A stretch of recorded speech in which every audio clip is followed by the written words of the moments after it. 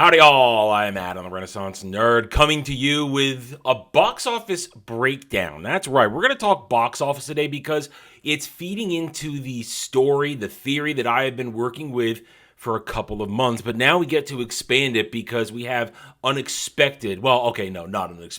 completely expected failures. We knew that these movies were not going to do well. Some of the stands, some of the shills, a lot of the naysayers going, oh, you want to hate everything. You just want it to fail. No, we want garbage to fail. Good stuff we want to be successful because we enjoy, we want to have fun. We want to go back to the days when a couple nerds could have a nerd argument about something and not have the words woke, SJW, intersectional feminism pop into the conversation. Disney, Warner Brothers, they're not looking good. This has not been a good look for them. We're going to add in, I don't know who did Transformers. But they're not looking good either. The Flash. I've given a review. You can check it out right here on this channel, spoiler free. I've talked about it on a couple different streams now. It's not good. Mediocre at best. Complete disaster. So much a disaster that here we are. The weekend numbers are all in. 55 million domestic. 75 million around the world. 130 million total global box office. We could say it now. Flop. We don't need to wait another week. We don't need to wait 2 weeks. We don't need to wait until July. We could say it now. Flash is a flop. It's going to likely cost Warner Brother Discovery hundreds of millions of dollars because they have the stated production budget of $200 million, but that is not true. This movie was reshot on 4 or 5 different occasions, 8 different writers, several different directors, bringing back in people for cameos, the CGI through the roof. This thing probably cost upwards of $350, $400 million production value. Then add in all the marketing. This thing likely needs to break $1 billion to hit break-even zone. But either way, it's being projected, I think, to not even hit $350 million worldwide. Therefore, hundreds of millions of dollars lost. And not because it's woke, just because it's a bad movie. That simple. Nothing to do with the agenda for once. It's just a fundamentally bad movie, from story to acting to characterizations to theme to overall production value with CGI and horrible choreography as well, and bad humor. Terrible humor. The writing is horrific.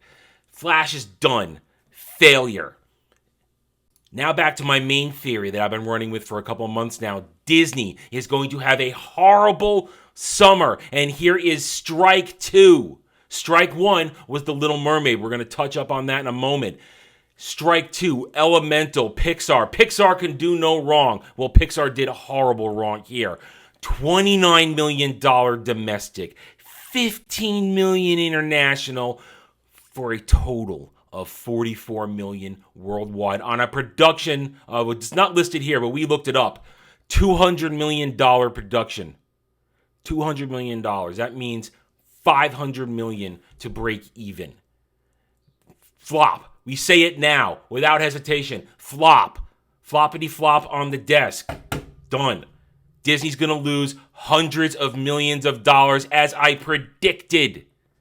And now my favorite punching bag, just to round out the Disney end of this conversation. Little Mermaid's 4th week.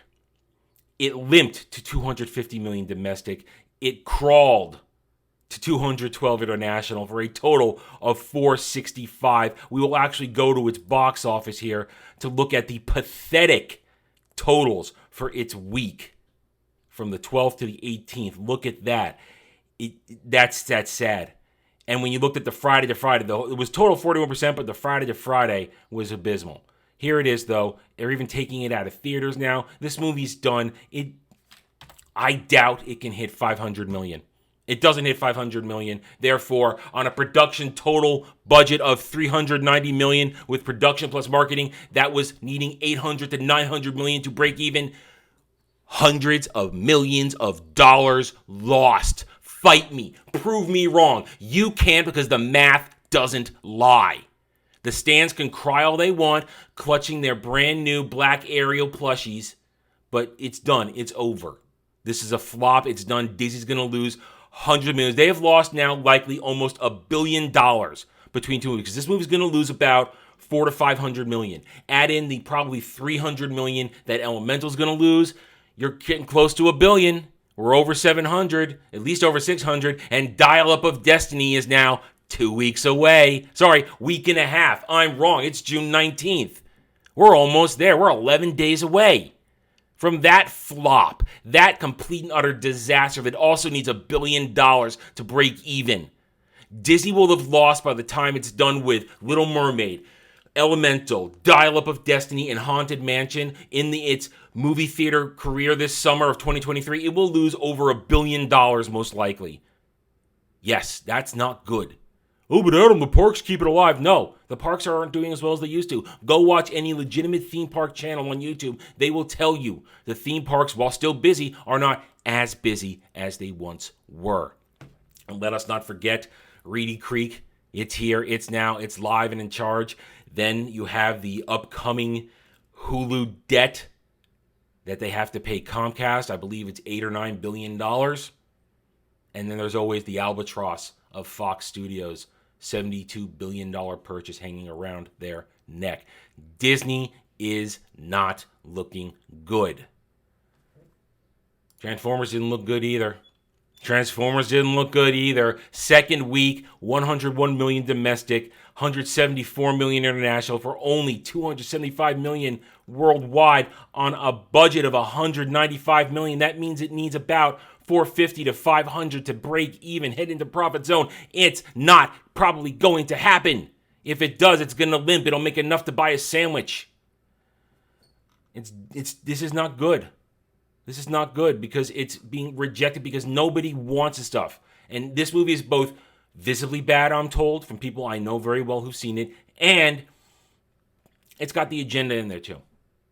That's the problem. So what we have here between these 4 movies is a complete and total collapse of woke Hollywood, both in terms of their agenda-driven movies like Little Mermaid, like Elemental, who introduced a non-binary character. Gee, I wonder why it failed. To just plain bad movies like The Flash and a very lukewarm reception to Rise of the Beasts. Now, there is an exception to all this. Spider-Verse, Across the Spider-Verse, Miles Morales' movie, it's in profit mode at only $100 million budget with likely maybe $50 million marketing because it's not that big. It's in profit mode. But let's look at its total numbers. It's still only going to probably hit around 500 million, 600 million when all is said and done. While that's a lot of money made, it's not as though it was a massive worldwide success, but it's good. It's done well. People liked it. But this is the bottom line. Everybody's kind of done with this version of Hollywood's entertainment. People have had enough. They're not interested in agenda. They're not interested in movies that make no sense and make you sit there for 2 hours and 20 minutes and not have a good time. We are here finally at the moment. This is breaking point. Normies are rejecting this. Cry havoc! And let's slip the dogs of war. They are the block. They are that which moves everything. When you lose the normies, you lose the battle. What happens from here? Nothing. Nothing happens. I don't think anything changes. These movies are all by these companies. They're not going to bring anybody back in. They're not bringing anybody in. I don't think James Gunn's DCU is going to bring anybody back in. We're going to get those casting announcements any day now for Superman, for Batman, for Lois Lane. We're going to get those any day now. I don't think they bring them back in. Disney is completely lost. They're not changing their ways. We know this. They're not changing at all. I don't know who's behind Transformers, but this movie is not going to make enough money to fund another movie. And while this will get another movie for its trilogy, then Miles Morales is done. It's over then. It's time to completely reject all of this. It's time to say that's enough. We have spoken with our wallets. We've spoken with our opinions online. We don't hate this because she's black. That was the tip of the iceberg. We hated Little Mermaid because it changed the story. We don't hate this because Ezra Miller's a weirdo. We hate it because he's not a good actor and he's not Barry Allen. And this movie is a thematical pacing mess. This is just plain garbage. This, too many humans, as always. Same problem Transformers always has. What we're seeing now is the end of the line. It's the end of the line. It's time for the Iron Age. We're not going to take over the world, but we're going to carve out our section. And we're going to thrive.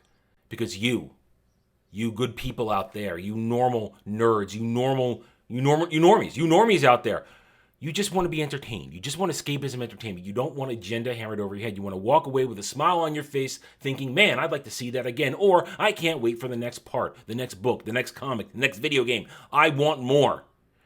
And that's what the Iron Age is going to give to you. That's what independent creators like myself are going to give to you.